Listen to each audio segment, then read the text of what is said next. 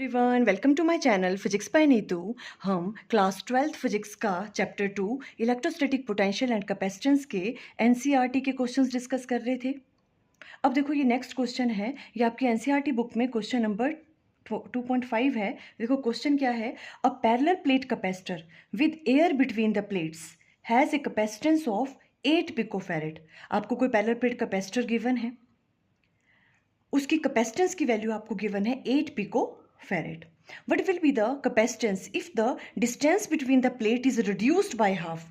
ये कह रहे हैं कि अगर हम जो डिस्टेंस बिटवीन द प्लेट्स है कैपेसिटर का, अगर हम उसे हाफ कर दें तो बताओ कैपेसिटेंस की वैल्यू क्या होगी। ठीक है। And the space between them is filled with a substance of dielectric constant 6। और हमने एक तो देखो हमने क्या किया, उनकी जो पैरेलल प्लेट कैपेसिटर हैं उनकी प्लेट्स के बीच में जो डिस्टेंस है, एक तो उसको हाफ कर दिया। ठीक है। और क्या कर दिया, और उनके प्लेट्स के बीच में हमने एक सब्सटेंस प्लेस किया जिसका डाइलेक्ट्रिक कांस्टेंट की वैल्यू 6 है। तो बताओ जो न्यू कैपेसिटेंस होगी वो क्या होगी। ये क्वेश्चन है आपका। ठीक है। देखो सबसे पहले हम स्टेप वाइज चलते हैं। आपको गिवन क्या है, सबसे पहले देखो क्वेश्चन में गिवन है हमें, देखो कैपेसिटेंस की वैल्यू आपको गिवन है C इक्वल टू, ठीक है। कैपेसिटेंस निकालने का फॉर्मूला क्या होता है, देखो पहले A epsilon naught divided by D। ठीक है। मीन्स इसकी वैल्यू आपको गिवन है, कितनी गिवन है, 8 पिको फैरेड। 8 पिको फैरेड, इसे हम राइट डाउन कर सकते हैं कैसे, 8 इंटू 10⁻⁻12 फैरेड, है ना। ये चीज़ आपको गिवन है। अब देखो नेक्स्ट क्या करना है। What will be the capacitance if the distance between the plate is reduced by half. पहले ये वाली चीज़ कर ले, है ना, तो इजीली आपको अंडरस्टैंड होगा क्या होगा उसकी कैपेसिटेंस को, अगर उसकी प्लेट्स के बीच का जो डिस्टेंस है अगर उसे हम क्या कर दें, हाफ कर दें। देखो अगर प्लेट के बीच का जो डिस्टेंस है अगर उसे हम हाफ कर दें तो कैपेसिटेंस पे फर्क पड़ेगा, है ना। तो उस न्यू कैपेसिटेंस का नाम हम दे देते हैं C डैश। ठीक है। C डैश क्या हो जाएगा आपके पास, A वैसे ही है, एप्सिलॉन नॉट वैसे ही है, और D the distance between the plates वो क्या किया आपने, चेंज किया हुआ है, तो उसे D डैश मान लो, है ना। बिकॉज उस वक्त की कैपेसिटेंस हम C डैश मान रहे हैं जब हमने उनके प्लेट के डिस्टेंस को हाफ कर दिया। ठीक है। ओके। अब देखो जो D डैश है ये किसके बराबर है, ये भी आपको गिवन है ना। ये भी आपको गिवन है कि जो D डैश है वो क्या है, पहले वाली जो डिस्टेंस था प्लेट के बीच में वो D था, उससे हाफ हो गया हुआ है, तो D डैश क्या होगा, D/2। ये वाली बात क्लियर है। ओके। अब देखो हम यहाँ पे राइट डाउन कर सकते हैं C dash equal to A epsilon naught divided by D dash की वैल्यू पुट कर दो, क्या है, D/2। तो इसे मैं कैसे राइट डाउन कर सकती हूँ, A epsilon naught divided by D, ये 2 ऊपर चला जाएगा, इस 2 को मैंने यहाँ राइट डाउन कर लिया। क्लियर। ओके। तो अब देखो यहाँ पे C डैश इक्वल टू कैसे हम राइट डाउन कर सकते हैं, 2, और ये पूरी चीज़ क्या है, A एप्सिलॉन नॉट D, ये तो C था, है ना, तो 2 टाइम्स ऑफ C बन जाएगी हमारे पास अगर हम उनके डिस्टेंस है जो प्लेट्स के बीच में अगर उसको हाफ कर दें। क्लियर। अगर इतना ही क्वेश्चन पूछा होता तो हमने क्या करना था, सिंपल जो C डैश की वैल्यू क्या आनी थी, 2 मल्टीप्लाई बाय C की वैल्यू आपको गिवन थी, 8 पिको फैरेड से मल्टीप्लाई कर देना था। पर इन्होंने साथ में क्या पूछा, कहा है देखो, and the space between them is filled with the substance of dielectric constant 6। अब जो पैरेलल प्लेट कैपेसिटर है, ठीक है, उनके प्लेट्स के बीच में क्या प्लेस किया, ऐसा कोई सब्सटेंस प्लेस किया, डाइलेक्ट्रिक सब्सटेंस, ठीक है, जिसकी डाइलेक्ट्रिक कांस्टेंट की वैल्यू कितनी है, 6 है। तो बताओ अब उसकी कैपेसिटेंस पे क्या फर्क पड़ेगा। ठीक है। आपको देखो एक बात हमेशा याद रखनी है, जब भी हम पैरेलल प्लेट कैपेसिटर पे क्या करते हैं, उनकी प्लेट्स के बीच में अगर हम कोई डाइलेक्ट्रिक मटेरियल प्लेस करते हैं, ठीक है, तो हमेशा उसकी कैपेसिटेंस इंक्रीज हो जाती है। जो न्यू कैपेसिटेंस होगी हमेशा उसकी कैपेसिटेंस क्या होती है, इंक्रीज होती है। और कितनी इंक्रीज होगी, जितना वो जो आपने डाइलेक्ट्रिक मटेरियल प्लेस किया है ना प्लेट्स के बीच में, उसकी जितनी डाइलेक्ट्रिक कांस्टेंट की वैल्यू होगी उतनी टाइम्स ज़्यादा हो जाती है कैपेसिटेंस। ठीक है। तो हम वो वाली जो कैपेसिटेंस है, न्यू कैपेसिटेंस, अब नई वाली कैपेसिटेंस आ जाएगी, हम क्या कहेंगे उसे, न्यू कैपेसिटेंस, उसे हम C डबल डैश का नाम दे देते हैं। ठीक है। C double dash after inserting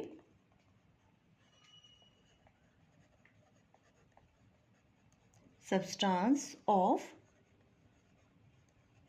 dielectric constant, ऐसा कोई सब्सटेंस हमने इंसर्ट किया उनकी प्लेट्स के बीच में जिसका डाइलेक्ट्रिक कांस्टेंट की वैल्यू कितनी है, 6 है। ठीक है। और हमने क्या कहा, जो न्यू कैपेसिटेंस होती है, जब भी हम डाइलेक्ट्रिक मटेरियल उसमें इंसर्ट करते हैं पैरेलल प्लेट कैपेसिटर में, प्लेट्स के बीच में, तो जो न्यू कैपेसिटेंस होती है वो क्या हो जाती है, इंक्रीज हो जाती है। और कितनी इंक्रीज होती है, जितना वो सब्सटेंस आपने प्लेस किया ना, जितनी उसकी डाइलेक्ट्रिक कांस्टेंट की वैल्यू है। तो 6 टाइम ऑफ क्या हो जाएगी, सी डैश, है ना। यहाँ कंफ्यूज नहीं होना है कि आप सी राइट डाउन कर लो, यहाँ 6 टाइम ऑफ सी नहीं ना, बिकॉज क्यों, क्योंकि सी तो ओरिजिनली थी कैपेसिटेंस की वैल्यू, पर उन्होंने क्या किया है, जो पैरेलल प्लेट कैपेसिटर है उनकी प्लेट्स के बीच का जो डिस्टेंस है उसे भी तो हाफ किया है ना। तो हाफ करने के बाद ये कैपेसिटेंस आई थी।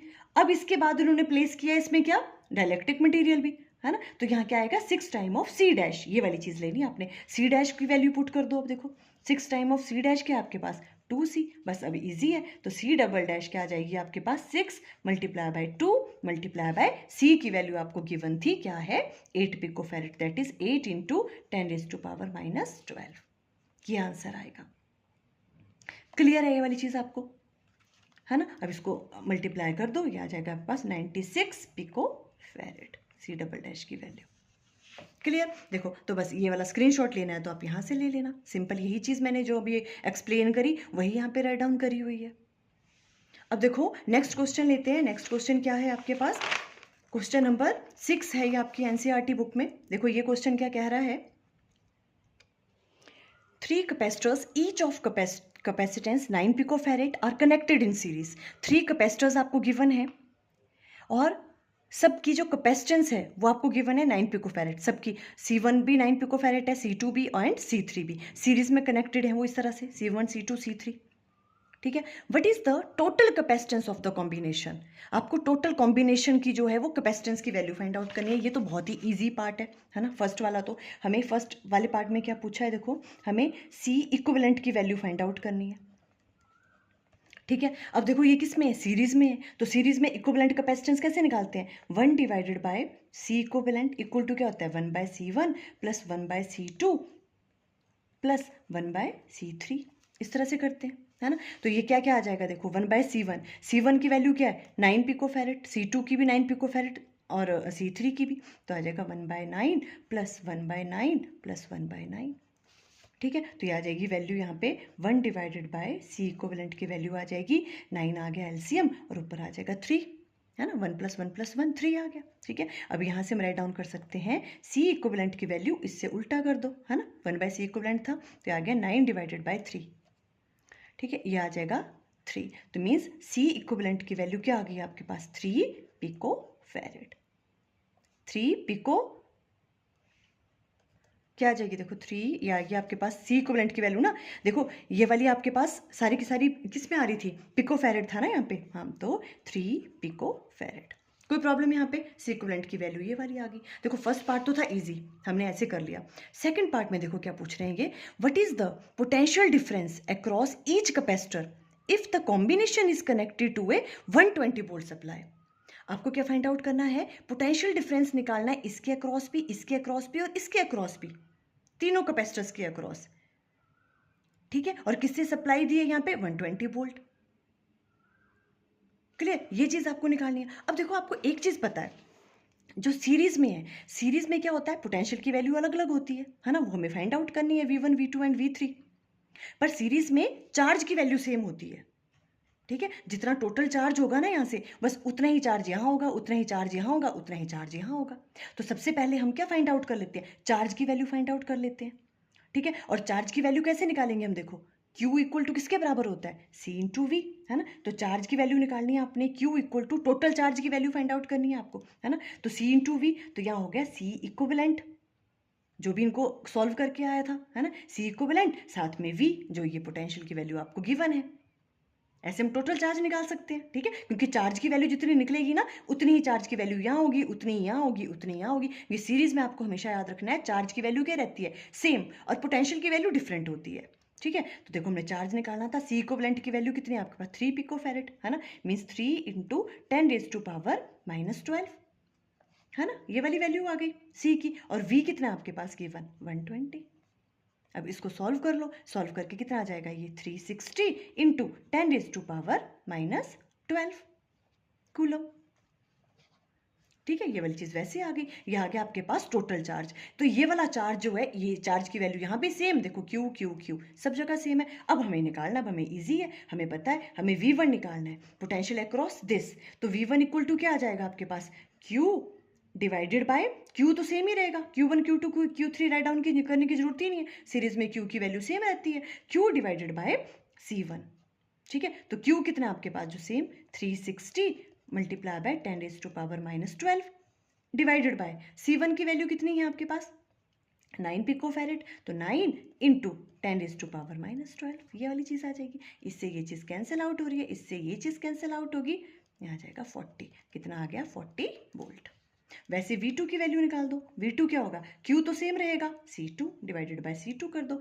Q है आपके पास 360 इंटू 10⁻⁻12 डिवाइडेड बाय C2 की वैल्यू क्या है, देखो 9 पिकोफैरेड। सब में इस वाले केस में तो क्या था, C1 C2 C3 सेम ही था, है ना, तो सेम ही आएगी पोटेंशियल की वैल्यू। ठीक है, 10⁻⁻12 हो सकता है कई क्वेश्चंस में आपको क्या है C1 C2 C3 की वैल्यू अलग अलग गिवन हो, है ना, तो पोटेंशियल की वैल्यू अलग अलग आएगी। यहाँ पे Q डिवाइडेड बाय C3, तो ये भी आप सॉल्व कर लेना। 360 सेम ही है ना, 9 इंटू 10⁻⁻12 सेम ही होगी ना, इससे ये कैंसिल 40, तो ये सारा आ गया 40 वोल्ट। तो V1 V2 V3 की वैल्यू हम इस तरह से कैलकुलेट करेंगे। सबसे पहले हमने चार्ज की वैल्यू फाइंड आउट कर ली, क्योंकि चार्ज सब में सेम होता है, इस तरह से C इक्विवेलेंट इंटू V करके बस फिर V1 V2 V3 की वैल्यू कैलकुलेट कर ली। ठीक है, इस तरह से आपने स्क्रीनशॉट यहाँ से ले लेना है। ठीक है, यहाँ थोड़ा सा ध्यान रखना, एक्चुअली ये पिकोफैरेड था यहाँ पे, ठीक है, मैं लिखना भूल गई थी, तो पिकोफैरेड यहाँ पे राइट डाउन किया हुआ मैंने, और ये आ गया 360 इंटू 10⁻⁻12 कूलम। ठीक है, और यहाँ पर भी देखो Q की 360 मल्टीप्लाई बाय 10⁻⁻12 है ये। ठीक है, तो आपने ध्यान से देख लेना, यहाँ थोड़ा जूम करके, डिवाइडेड बाय 9 इंटू 10⁻⁻12, क्योंकि 9 पिकोफैरेड था, है ना, ये फिर ये चीज़ कैंसिल आउट हो गई, तो ये वाली चीज़ आ गई आपके पास। क्लियर? ओके, अब देखो नेक्स्ट क्वेश्चन। नेक्स्ट क्वेश्चन क्या है आपके पास, ये आपके एनसीईआरटी बुक में क्वेश्चन नंबर 7 है। देखो क्वेश्चन क्या कह रहा है यहाँ पे, 3 capacitors of capacitance 2 picofarad, 3 picofarad and 4 picofarad are connected in parallel. अब देखो 3 कैपेसिटर हैं जिनकी कैपेसिटेंस आपको गिवन है, ठीक है, और उनको पैरेलल में कनेक्ट किया हुआ है इस तरह से, ये देखो पैरेलल में कनेक्ट किया हुआ है। ठीक है, पैरेलल में कनेक्ट, फर्स्ट वाले पार्ट में क्या पूछ रहे हैं, what is the total capacitance of the combination. अब इस कॉम्बिनेशन की टोटल कैपेसिटेंस बताओ, मतलब आपको इफेक्टिव कैपेसिटेंस फाइंड आउट करनी है। सिंपल, जब कैपेसिटर जो है पैरेलल में होते हैं तो बहुत ही इजी क्वेश्चंस हैं। ठीक है, सिर्फ सेकंड पार्ट में थोड़ा सा सोचना पड़ रहा है, अदरवाइज फर्स्ट वाले पार्ट तो ईजी है। देखो अब टोटल कैपेसिटेंस कैसे फाइंड आउट करोगे आप, पैरेलल में क्या होता है, हम सिंपली उनके कैपेसिटेंस को ऐड कर देते हैं, है ना, तो C इक्विवेलेंट क्या हो जाएगा, C1 plus C2 plus C3, बस इनको सिंपली ऐड कर दिया, 2 plus 3 plus 4 that is 9 picofarad. ये वाली चीज आपके पास आ गई। अब सेकंड पार्ट में ये क्या कह रहे हैं, determine the charge on each capacitor if the combination is connected to 100 volt supply, 100 है ये, ठीक है, 100 वोल्ट सप्लाई, 100 वोल्ट सप्लाई इसको दी। ठीक है, अब आपको क्या फाइंड आउट करना है, इन तीनों कैपेसिटर में चार्ज की वैल्यू फाइंड आउट करनी है। देखो पैरेलल में चार्ज की वैल्यू अलग अलग होती है, बट पोटेंशियल की वैल्यू सेम होती है। ठीक है, ये कुछ चीज़ें हैं, ये शायद आपने जब हमने ये दूसरे वाले पूरा का पूरा कॉन्सेप्ट ये पढ़ा था, मैंने तब भी बार बार ये चीज़ समझाई हुई है। ठीक है, हम क्या कह रहे हैं, अगर कैपेसिटर जो है किस में है, पैरेलल में है, ठीक है, तो पैरेलल में जो है वो चार्ज की वैल्यू क्या रहती है, डिफरेंट हो जाती है चार्ज की वैल्यू, यहाँ डिफरेंट होगी, यहाँ डिफरेंट, यहाँ डिफरेंट। ठीक है, बट पोटेंशियल की वैल्यू सेम होती है। देखो जितना पोटेंशियल यहाँ होगा ना, उतना ही यहाँ इसके अक्रॉस होगा, उतना इसके अक्रॉस, उतना इसके अक्रॉस, तो पोटेंशियल की वैल्यू तो कितनी रहने वाली है, 100 आपको गिवन भी है।